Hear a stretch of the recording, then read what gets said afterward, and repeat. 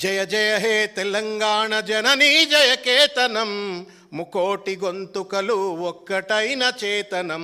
ఇది పాట. ఏం చేసినవా నువ్వు? వాడు ఎవరే మా బాహుబలి డైరెక్టర్, పెద్ద మనిషి పేరు ఆయన ఎవరు? పెద్ద ఆయన కీరవాణి గారు, పద్మశ్రీ అవార్డు పద్మవిభూషణ్ వచ్చింది ఆయనకు. ఆ పెద్ద ఆయనతోటి నువ్వు ఏం చేసినావు? దాన్ని నీ సొల్లు మనస్తత్వంతో అంత అద్భుతమైన పాట అది. ఇప్పటికీ పాడుకుంటాం ఆ పాట, చైతన్యం కోసం పాడుకుంటాం. తెలంగాణ అస్తిత్వాన్ని, ఆత్మగౌరవాన్ని, ఉద్యమాన్ని గుర్తు చేసుకోవడం కోసం ఇప్పుడు పాడుకుంటాం ఆ పాట. ఆ పాట స్వరూపాన్ని మార్చేసినావు, స్వరాన్ని మార్చేసినావు, రాగాన్ని మార్చేసినావు, మ్యూజిక్ని మార్చేసి నీ సొల్లు సినిమా తత్వాన్ని అందులో పెట్టి నేను అమరకవి అందశ్రీని గౌరవించిన అని చెప్పని అంటున్నావు. కేసీఆర్ గారు గౌరవించలేదు అంటున్నావు కదా, నువ్వు రాయించినావు ఆ పాట మొదట్లో. దానికి ఎవరు పాట పాడించిండ్రు? ఇదే కేసీఆర్ గారు కదా. రామకృష్ణ బాలసుబ్రహ్మణ్యం తెలంగాణ పాట నేను పాడను అని అంటే నువ్వేందయా పాడేది అని చెప్పని ఆ రోజు రామకృష్ణ గారితో రికార్డింగ్ చేయించిన చరిత్ర కేసీఆర్ గారిది. ఆయన గౌరవించలేదా? సరే, తర్వాత జరిగిన పరిణామక్రమాలు వాళ్ళిద్దరికీ తెలుసు, ఏమైంది ఎందుకయింది అని చెప్పని. 10 జిల్లాలు ప్రణమిల్లిన తెలంగాణ 31 జిల్లాల ముచ్చటైంది. మార్పులు చేర్పులు ఏం కావాలనుకుండో ఏమనుకుండో అది వేరే ముచ్చట. నువ్వేదో పెద్ద గౌరవం ఇచ్చినట్టు నిజంగానే నువ్వు జయ జయ హే తెలంగాణ జననీ జయకేతనం అన్నట్టు ఒక నమ్మకం కనుక నీకున్నట్టయితే రైఫిల్ రెడ్డి రేవంత్ రెడ్డి తుపాకీ పట్టుకుని తెలంగాణ ఉద్యమకారులపైన దాడి చేస్తావా? రైఫిల్ రెడ్డి రేవంత్ రెడ్డి తెలంగాణ ఉద్యమకారులను చంపడం కోసం చంద్రబాబు నాయుడు దండయాత్రలు చేస్తూ ఉంటే ఆ దండయాత్రలో భాగమవటం కోసం అని చెప్పని తుపాకులు పట్టుకొని పోతావా? అంటే ఏంటి? నువ్వు డ్రామా చేస్తున్నావు. అయాల డ్రామా చేసినావు, ఇయాల డ్రామా చేస్తున్నావు. అందశ్రీ పేరంటాడు, గద్దరన్న పేరంటాడు.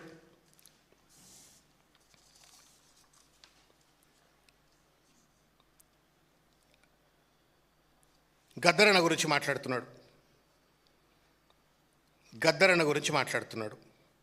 నేను మళ్ళీ చెప్తా ఉన్నాను, ఒక ఉద్యమకారుడు, అందరం ఉద్యమకారులమే. ఇక్కడ కూర్చున్న వాళ్ళంతా మా రాకేష్ అయినా, ఉపేందర్ అయినా, తల్లి అయినా అందరం తెలంగాణ ఉద్యమంలో పనిచేసినటువంటి వాళ్ళం. పోలీసు దెబ్బలు తిన్నాం, జైళ్ళకు పోయినాం, పోలీస్ స్టేషన్లకు పోయినాం. జై తెలంగాణ అంటే అదేదో వందే మాత్రం నినాదం అన్నంతగా పవిత్రంగా జై తెలంగాణ అంటూ కేసీఆర్ వెంపట్ట నడిచిన ఉద్యమకారులం మేము. గద్దరన్నకు ఏం నివాళిచ్చినావు నువ్వు? గద్దరన్ను కమెడియన్ల అవార్డుకు గద్దరన్న అవార్డా? ఐటమ్ సాంగ్స్ బాగా రాసినోళ్లకు, పాడినోళ్లకు, ఆడినోళ్లకు గద్దరన్న అవార్డా? గద్దరన్న జీవితం సినిమా జీవితమా, కల్పితమా, నటన? గద్దరన్న జీవితం తరతరాలు 100 ఏళ్ళు నిలబడేటువంటి ఒక అద్భుతమైన జానపద చరిత్ర, జానపద గాయం అది, గేమ్ అది. దాన్ని సినిమా అవార్డుగా పెట్టి నేనేదో గద్దరన్నను గౌరవించిన అని చెప్పని అంటున్నావు. నిజంగా రేవంత్ రెడ్డికి గద్దర్ మీద కృతజ్ఞత ఉంటే, ఎందుకంటే ఆయన పాట, ఆయన మాట, ఆయన చేసినట్టు శ్రమ వల్ల కూడా కాంగ్రెస్ పార్టీ కొద్ది గొప్ప అధికారంకి వచ్చింది. గౌరవించే తీరు యూనివర్సిటీ పెట్టు, ఒక ఇంటర్నేషనల్ యూనివర్సిటీ పెట్టు. ప్రపంచంలో ఇంతవరకు అది గద్దరన్న పాటైనా, మా రసమయ్య బాలకృష్ణ ఆటైనా పాటైనా, మా లేకపోతే గోరేటి వెంకన్న ఆటైనా పాటైనా, తెలంగాణ ఉద్యమంలో పాత్ర అత్యంత అద్భుతమైనటువంటిది.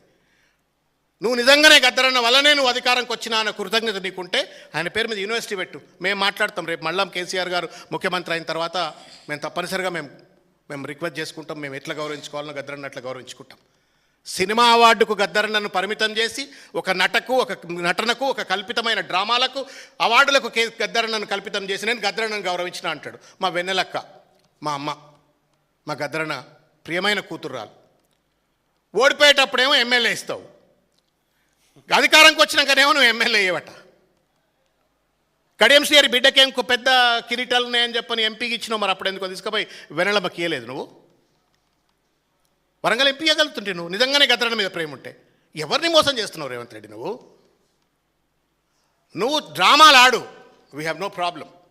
ఇప్పుడు చంద్రబాబు నాయుడు గారు కూడా అంటే వరుస వచ్చింది కాబట్టి చెప్తున్నాను నేను. వెన్నుపోటు పొడిచి ఎన్టీ రామారావును మళ్ళీ అదే ఎన్టీ రామారావు విగ్రహం అక్కడ పెట్టి దండలేసి మా నాయకుడు ఎన్టీఆర్ అని చెప్పుకో తెలుగుదేశం పార్టీ రాజకీయం చేస్తుంది. నువ్వు అదే కోవ రాజకీయాలు చేస్తా ఉన్నావు. ఇలా నువ్వు డ్రామాలు చేస్తే చేసుకో, మాకేం అభ్యంతరం లేదు. బట్ మమ్మల్ని ఎందుకు తిడుతున్నావు? కేసీఆర్ గారిని ఎందుకు తిడుతున్నావు? అందశ్రీ గారు ఎట్లయితే ఉద్యమకారుడో, గద్దరన్న ఎట్లయితే ఉద్యమకారుడో, కేసీఆర్ గారు కూడా అట్లే ఉద్యమకారుడు కదా.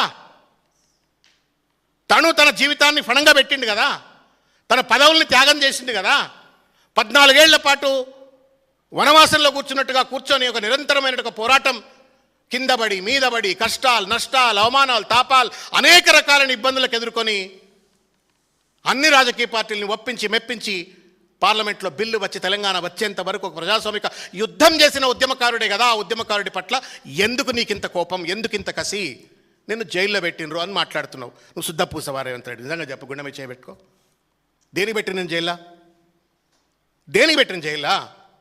ఓటుకు నోటు దొంగతనం చేస్తుంటే జైల్లో పెట్టినరు. It's a crime. సిగ్గు ఎగ్గు లేదు కాంగ్రెస్ పార్టీలో. ఆయనను ఎంటర్ కానియొద్దు. ఆ ఓటుకు నోటు కేసు అనేటువంటిది 2 కోణాలుగా చూడాలి. 50 లక్షల నోటు సంచే కాదది. ప్రజా ఉద్యమ నేపథ్యంలో వచ్చినటువంటి ఒక ప్రజాప్రభుత్వాన్ని, తెలంగాణ ప్రజాప్రభుత్వాన్ని విధ్వంసం చేసి మళ్ళా ఆంధ్రాలో తెలంగాణను కలపాలనే కుట్రకు స్వీకారం చుట్టేటువంటి ఒక ఓటుకు నోటు కేసు అది.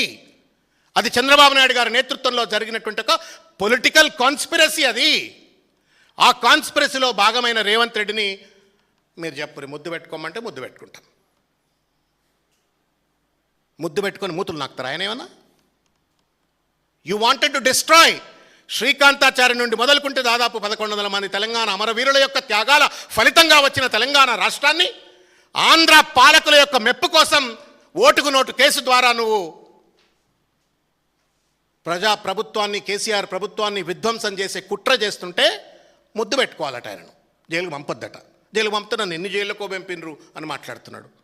కేసీఆర్ మంచోడు, ప్రామిస్ చెప్తున్నా. నాలాంటోడు అయితే బిడ్డ నువ్వు జీవితంలో బయటికి రావు, బయటికే రావు నువ్వు జీవితంలో. Because it is not about KCR, it is not about TRS, it's about 4 crore people self respect and pride and sacrifices and struggle. 60-70 సంవత్సరాల నిరంతర పోరాటం తర్వాత వచ్చిన తెలంగాణ ప్రజాప్రభుత్వాన్ని విధ్వంసం చేస్తున్నాడు ఓటుకు నోటు కేసులో. నన్ను జైలుకు పంపినరు అని చెప్పని సొల్లుకు తలుగుస్తున్నాడు. పేపర్లలో టీవీలలో రాస్తున్నారు. అది ఎందుకు పంపినరు రేవంత్ రెడ్డి నేను జైలుకు?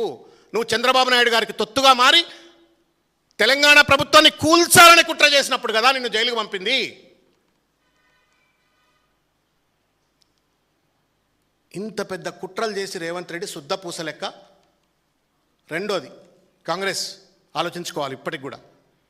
ఎవరి చట్టాన్ని ఆయన ఉల్లంఘించాలని చూసిండు? రాజీవ్ గాంధీ చట్టాన్ని, యాంటీ డిఫెక్షన్ లా.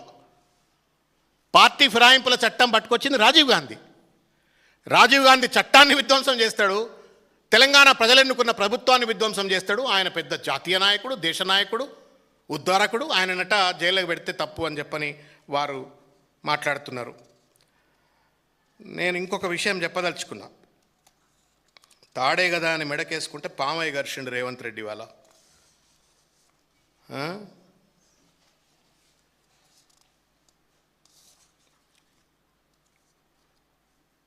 ఆయన చెప్తా ఉన్నాడు నిన్న, రోజుకు 16-18 గంటల పాటు ఈ సహచర మంత్రివర్గ సభ్యులు పనిచేస్తున్నారటన. A joke of the year ఇది. 16-18 గంటలు. ఈ భాష ఇంతకుముందు ఎక్కడో విన్నాం మనం, ఢిల్లీలో విన్నాం. నరేంద్ర మోడీ మే 18 గంటే కామ్ కర్తా అంటుండు. ఈయన కూడా 18 గంటే. ఈయన ఒక్కడే కాదట, మంత్రివర్గ సభ్యులంతా కష్టపడుతుండట. నేను అడుగుతా ఉన్నా రేవంత్ రెడ్డిని, నువ్వు 18 గంటలు నిజంగానే పనిచేసినట్టయితే నీ 3 సంవత్సరాల బ్యాలెన్స్ షీట్లు పట్టుకురా, బడ్జెటరీ షీట్స్ పట్టుకురా. నువ్వు 18 గంటలు కష్టపడితే రెవెన్యూ రిసిప్ట్స్ ఎందుకు డెఫిసిట్లో ఉన్నాయి? నువ్వు 18 గంటలు కష్టపడితే స్టాంప్స్ అండ్ రిజిస్ట్రేషన్ సెక్టర్ ఎందుకు సర్వనాశనం అవుతుంది? నువ్వు 18 గంటలు కష్టపడితే గ్రాంటెడ్ ఎయిడ్ రిసిప్ట్స్ ఎందుకు రావట్లేవు? నువ్వు 18 గంటలు కష్టపడితే ఇండస్ట్రియల్ ఇన్వెస్ట్మెంట్స్ ఎందుకు రావట్లేవు? నువ్వు 18 గంటలు కష్టపడితే ఫీ రియంబర్స్మెంట్ డబ్బులు ఇవ్వడానికి డబ్బులు ఎందుకు లేవు? నువ్వు 18 గంటలు కష్టపడితే రిటైర్డ్ అయినట్టు ఉద్యోగస్తులకు పెన్షన్స్ ఇవ్వడానికి నీ దగ్గర డబ్బులు ఎందుకు లేవు? ఎందుకు రాష్ట్రం ఒకప్పుడు అద్భుతంగా తెలంగాణ భారతదేశానికి తలమానికంగా ఎదిగినటువంటి తెలంగాణ, విరాజిల్లిన తెలంగాణ ఇవాళ అతలాకుతలం అవుతా ఉంది, ఆర్థిక లోటులో నడుస్తూ ఉంది? సమాధానం చెప్పమని నేను రేవంత్ రెడ్డిని కోరుతున్నా. నువ్వు 18 గంటలు పనిచేస్తే ఇట్లెందుకు అవుతుంది? దోపిడి దొంగల లెక్క మారిపోయినారు.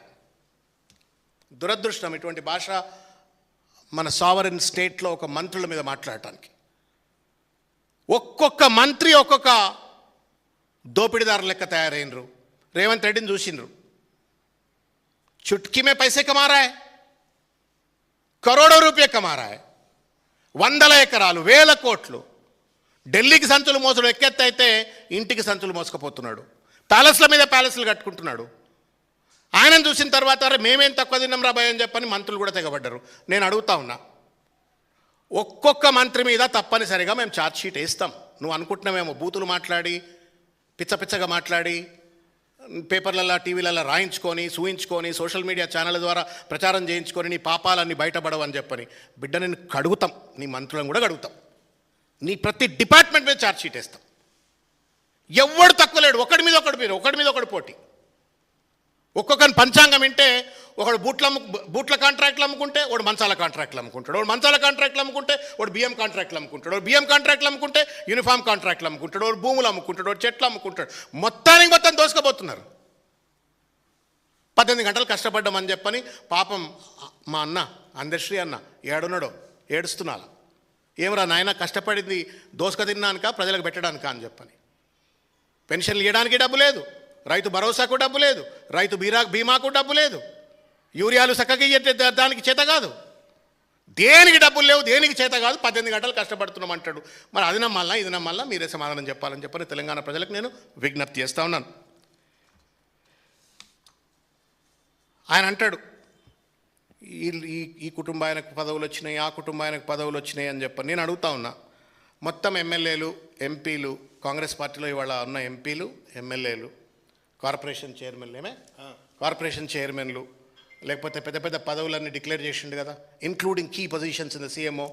ఎంతమంది తెలంగాణ ఉద్యమకారులకు ఇచ్చినావు, అందులో ఎంతమంది నికార్సైన కాంగ్రెస్ వాళ్ళకి ఇచ్చినావు చెప్పు. మా రాకేష్ కేసీఆర్ గారు తయారు చేసిన సైనికుడు, ఉద్యమకారుడు, కార్పొరేషన్ చైర్మన్. మా ఉపేందర్ కేసీఆర్ గారి నేతృత్వంలో పనిచేసినటువంటి ఒక నికార్స్ అయినటువంటి తెలంగాణ ఉద్యమకారుడు, తర్వాత బీసీ కమిషన్కు మెంబర్గా పనిచేసిండు. మా సుమన్ తెలంగాణ ఉద్యమకారుడు, 100 లాఠీలు దెబ్బలు తింటే పార్లమెంట్ సభ్యునిగా నిలబెట్టిండు, మళ్ళీ తర్వాత ఎమ్మెల్యేగా పెట్టిండు. మా గ్యాదర్ కిషోర్ శాసనసభ్యుడిగా 3 సార్లు అవకాశం ఇచ్చిండు, 2 సార్లు గెలిచిండు. నేను ఇట్లా చెప్పుకుంటూ పోతే చిట్టా ఇంత పెద్దది. మా కిషోర్ గౌడు, ఎర్రోళ్ళ సీను, తరం లేక ఒక కొత్త నాయకత్వాన్ని కేసీఆర్ గారి నేతృత్వంలో తయారు చేసి ఉద్యమకారులందరినీ నెక్స్ట్ లేయర్ ఆఫ్ లీడర్షిప్ ఈ తెలంగాణ రాష్ట్ర భవిష్యత్తును తీర్చిదిద్దడం కోసం కేసీఆర్ గారి నేతృత్వంలో, భవిష్యత్తులో కేటీఆర్ గారి నేతృత్వంలో తయారు చేయడానికి ఒక సైనికులను, ఒక నాయక గణాన్ని, ఉద్యమకారులందరినీ తయారు చేసి పెట్టి. నువ్వేం తయారు చేసినావు? ఏం సంబంధం పొంగులేటి శ్రీనివాసరెడ్డికి? అసలు కాంగ్రెస్ పార్టీకి ఏమైనా సంబంధం పొంగులేటి శ్రీనివాసరెడ్డికి? ఎవరండి పొంగులేటి శ్రీనివాసరెడ్డి?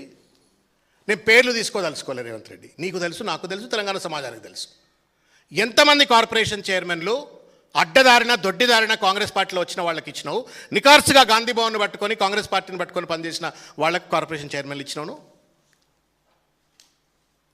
ఎంతమందికి నువ్వు ఎమ్మెల్యే టికెట్లు నికార్సైన వాళ్ళకి ఇచ్చినావు? ఎంతమంది గొంతులు కోసినావు? కులం పేరు మీద, ధనం పేరు మీద ఎంతమంది గొంతులు కోసినావు? నువ్వు వచ్చి కేసీఆర్ గారి గురించి నువ్వు మాట్లాడుతున్నావు. ఎట్లా న్యాయం అవుతుంది అని చెప్పని నేను అడుగుతా ఉన్నా. పేపర్ లీక్ల గురించి ఏమేమో మాట్లాడుతున్నాడు రేవంత్ రెడ్డి. అన్న 3 ఏళ్ళ నుంచి అధికారం ఎవరి దగ్గర ఉందన్న? రేవంత్ రెడ్డి దగ్గర ఉంది. పేపర్ లీకులు నువ్వు ఘోష్ కమిటీ వేసినావు, ఈవీ దాన్ని ఏమంటామే, ఈవీ ఎలక్ట్రిక్ వెహికల్స్ మీద అంటాడు, ఘోష్ కమిటీ కాళేశ్వరం అంటాడు, లేకపోతే టెలిఫోన్ ట్యాపింగ్ అంటాడు, ఇంకోటి అంటాడు, ఈ కమిటీ ఆ కమిటీ, ఈ ఎంక్వైరీ అన్నాడు కదా. ఈ పేపర్ లీక్ల మీద కేసీఆర్ గారే కదా కేసులు వేసింది, దొంగలను పట్టుకుంది కేసీఆర్ గారే కదా, కేసులు వేసింది కేసీఆర్ గారే కదా.